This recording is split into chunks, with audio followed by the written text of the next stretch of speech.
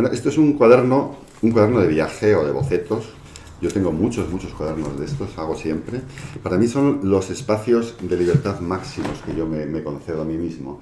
Y en realidad los hago porque me gustan, los hago porque me divierten, los hago por una cuestión lúdica y bueno, no quiere decir que cuando hago aquí cosas no pretenda que quede, no sé, estéticamente, quizás porque es nuestro trabajo y no puedes evitarlo, ¿no? Pero bueno, apuntas cosas que suceden en los viajes, en este caso Sao Paulo. Sozinha es una palabra portuguesa que me encanta, que significa solita. Decía una, estaba aquí en todo sozinha. Y no sé, son cosas que de alguna manera te conectan con una realidad que has vivido. Y luego leyéndola te acuerdas, ¿no? O hay cosas que no me gustan, como este señor no me gustan. Me acuerdo cuando lo hice con la tía abuela de mi mujer. Esto en casa de Dolores Prades en Sao Paulo, mientras estábamos en una reunión. No sé, hay montones. Esto también.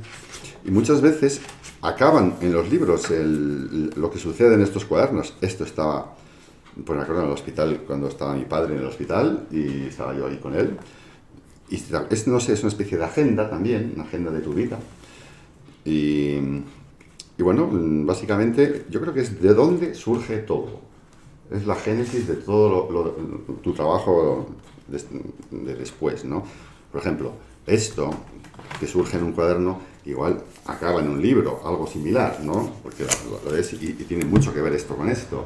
Pero también puede ser que acabe en una pintura muy grande, como aquella de allí, que no sé si luego la queréis coger. Y bueno, pues luego están aquí las obsesiones que tenemos todos. Decía una vez Leonardo Padura, ¿sabes? El escritor cubano.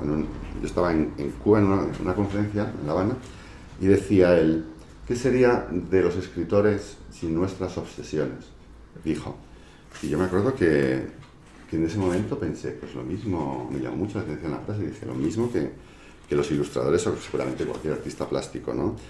Y cuando volví a Madrid, en vez de mostrar mi trabajo desde un punto de vista cronológico, lo ordené a través de las obsesiones, que me dediqué a buscar mis propias obsesiones, que por cierto eran muchas, y he llegado a preocuparme, entonces ya paré. Pero bueno, las obsesiones no se pueden evitar, están ahí, tu pasado es... Esto es de otro, un pintor de León. Esto es de un brasileño. Esto es en Shanghái, en una conferencia. Yo cuando estoy en conferencias siempre dibujo, porque me concentro mejor, ¿eh? Yo me concentro como el multitask ese. Es la única vez en mi vida que yo hago un multitask decente. Escucho y dibujo. Incluso había un profesor en Co que me dejaba dibujar en clase, porque le demostré que me concentraba. Me hizo 2 o 3 preguntas y me concentraba tanto que obviamente se las respondí. Y me pasé todo el año dibujando en clase y el tipo no me dijo ni mu. Porque, no sé, luego por ejemplo encuentras técnicas. Esta es una técnica que a mí me interesa, más allá del dibujo, y aparecen por casualidad aquí. Y entonces son recursos técnicos para otras cosas, ¿no? Y bueno, pues aquí son los billetes de avión. Este, por ejemplo, es mi nombre en chino, que está una vez a veces cuando habla. Y ya está. Y luego este está un poco desordenado porque no está ordenado. Este es el último que acabo de acabar y tardan un poco en quedar ordenados. Pero bueno, hay muchos. Quiero enseñar una cosa que me apetece, porque este fue el primer libro que hice ya en mi vida para el extranjero. Esta edición es coreana. En esa época los coreanos compraban todo. La edición original fue en chino de Taiwán, o sea que es un chino complejo. Este sería el chino simplificado, porque hay 2 mercados en China, dependiendo del sitio. Hay como 2 lenguajes, y entonces hay 2 mercados, y 2 contratos, y 2 libros. Pero bueno, veis, a lo que me interesa es el cambio estético que sucede en 20 años. Este soy yo y este soy yo, pero este soy yo ahora, hace 3 años, y este soy yo el primer libro que hice cuando el mercado era un mercado más limitado gráficamente y también dentro de las ideas literarias. ¿De qué año es? Del 80, no, 90 y 90, 87 o algo así. No me acuerdo, pero hace 20 años o 25 años fue el primero, con la Green Press, con la que todavía trabajo, con la Green Press. una editorial de Taiwán, y compró este libro, la editorial de Taiwán. Esto es un ordenador que usamos los ilustradores, es una herramienta nuestra. Y hay muchos que lo utilizan mucho y yo poco, pero siempre lo utilizas, quieras que no, lo tienes que utilizar, porque todo acaba digitalmente. Y entonces, aquí hay un libro y aquí hay otro, es un libro en papel. Y yo quería hablaros de cómo se... De las tres lecturas que hablábamos antes, la tercera lectura, la que hace el lector, la que hace íntima en su cerebro, pues yo creo que un buen álbum ilustrado tiene que abrir puertas y ventanas. Yo siempre digo que un lector debería dar la última pincelada a una ilustración. Y en este caso, pues una chica que de la Universidad, creo que de la Castilla-La Mancha, hizo un análisis sobre 5 libros ilustrados míos y luego me mandó lo que había escrito y ella decía, por supuesto, esta imagen en la que estamos, esta imagen, los pollos estos que están volando representan la Vía Láctea, me dijo, por supuesto, me dijo además. Y yo dije, hombre, pues no exactamente era lo que yo tenía en la cabeza cuando lo hice, pero estás en todo tu derecho a interpretar lo que quieras, porque esa es la cultura del álbum, ¿no? Tú dejas abiertas puertas y ventanas para que el lector pueda meter parte de su mundo ahí, ¿no?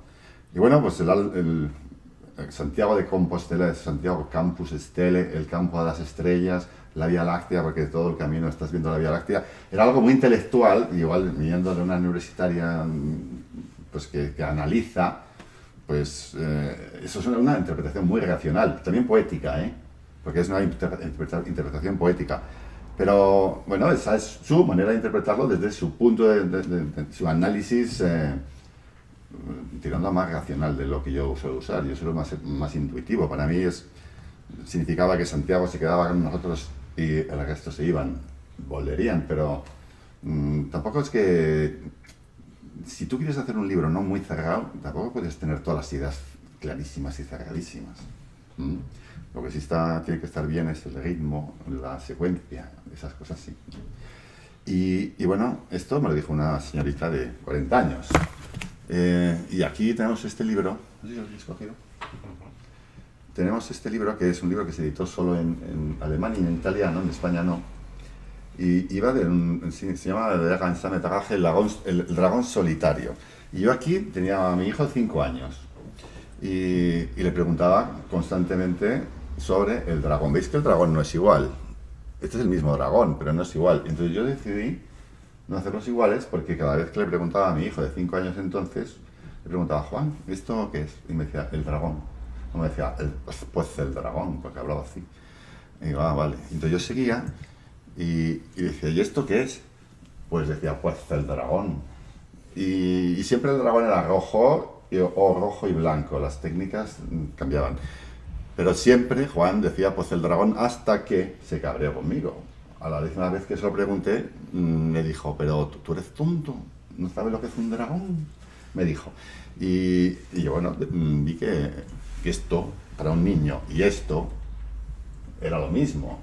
Y bueno, eso tiene que ver también con la esencialidad de un personaje, con códigos que manejamos gráficos, para que tú pienses que ese es el dragón, porque no hay algo parecido al lado, no sé, un montón de cosas que tienes que tener en cuenta para que el código funcione. Pero el caso es que me fui a la Feria de Bolonia y una editora española me dijo, Javier, qué bonito el libro de Bogenpress que has hecho, pero no lo hemos cogido, ¿sabes? Porque claro, has puesto todos los dragones distintos. Y dice, ¿no sabes hacer los personajes iguales? Me dice. Entonces yo le conté la historia de mi hijo de 5 años, que comprendía perfectamente que eso era un dragón. Y le dije, yo no hago libros para editores, yo hago libros para niños. El problema es que hay un filtro que tiene que pasar muchos. Uno es el editor, el primero.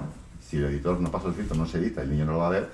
Pero otro seguramente es el abuelo, el tío, el hermano, o la madre, o el padre, o la escuela, que filtra los libros. No es el niño el que elige. Entonces muchas veces tú estás trabajando para el niño que tú fuiste, en realidad. Y luego el interlocutor que tú tienes primero es un señor muy racional que no va a comprender eso, porque no está dirigido a él. Bueno, ahora se hacen libros de 0 a 100 años, igual ese problema ya no existe. Les diría que nunca, jamás, Nunca, jamás les digáis que cuando pinten dentro de la línea, como gran concepto. Y nada más. Los niños son artistas naturales. Y si no interferís, seguirán siéndolo después. Ya está. Hay muchos niños que se pierden, por el camino, claro que sí. Muchos niños que se pierden. A mí hay una cita que dice, un adulto creativo es un niño que se ha salvado. Esa es la cita, ¿no? Y nosotros somos infantiles. Todos mis amigos son infantiles. Somos serios, somos trabajadores, somos concienzudos. Pero tenemos un carácter muy... No hemos perdido el niño que llevábamos dentro. Y yo espero no perderlo nunca, la verdad. Y eso es bueno para todo en la vida, ¿no? Pero para el arte es absolutamente necesario. Si no, no tienes curiosidad, no tienes... Es curiosidad, básicamente, ¿no? Bueno, que no le obliguéis a meterse dentro de la línea cuando pinta. Ya está. Muchas gracias.